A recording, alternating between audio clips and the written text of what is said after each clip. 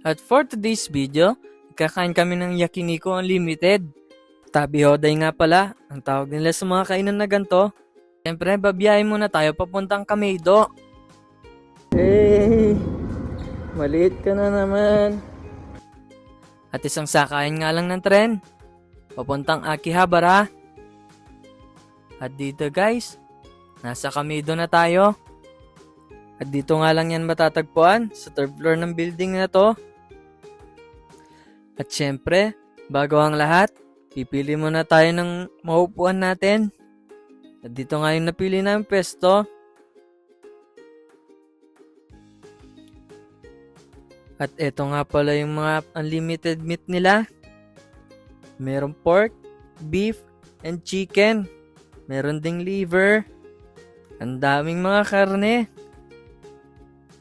At meron din palang burger guys. Kumuha rin ako ng onion at saka carrots. At meron din silang mga sushi dito.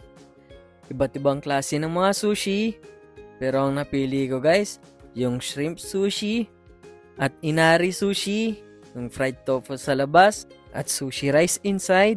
Wow! At ito nga lahat ng mga nakuha natin. Meron pa akong pizza dito, pork spam. Pati nga pala drinks nila ay unlimited dito. At dahil mahilig ako sa soda, pinili ko yung Minute Maid soda. Ang angas nga rin ng pagkuha ng inumin dito. Nakamonitor pa. Nakakapanibago. Ang high-tech. Okay! At dito guys, ipapakita ko rin yung mga ibang unlimited pa nilang pagkain. Meron silang karage dito. Fried chicken.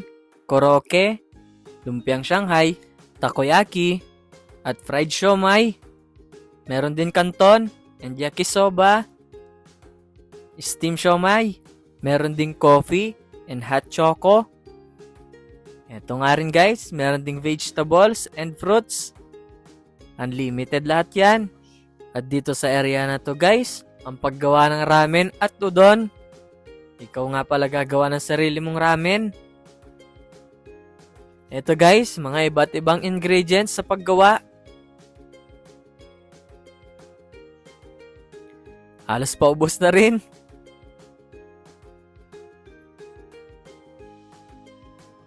Ito yung mga noodle. At dito mo ilalagay yan sa mainit na tubig. Ito nga pala yung mga instructions sa paggawa ng ramen. Ito guys, magluluto muna tayo.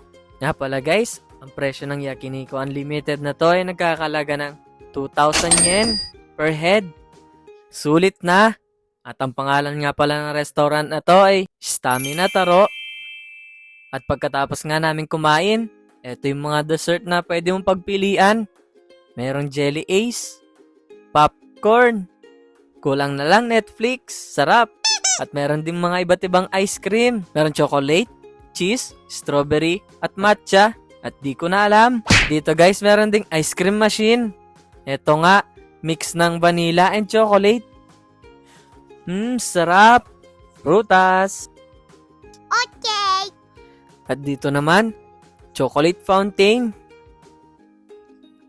Kukuha muna kami ng marshmallow. Marshmallow na lang. Opo. Ayan, Marshmallow. nasa lotion dyan. At katapos niyan, ilalagay mo lang sa chocolate fountain na to. Nahulog pa nga yung isa. Nahulog. Ito. Window. At dito, lalagyan natin ng pampakulay yung chocolate marshmallow natin. Dito naman guys, sinubukan kong gumawa ng sarili kong cotton candy. Nakaka-enjoy. At the same time, nakakabana.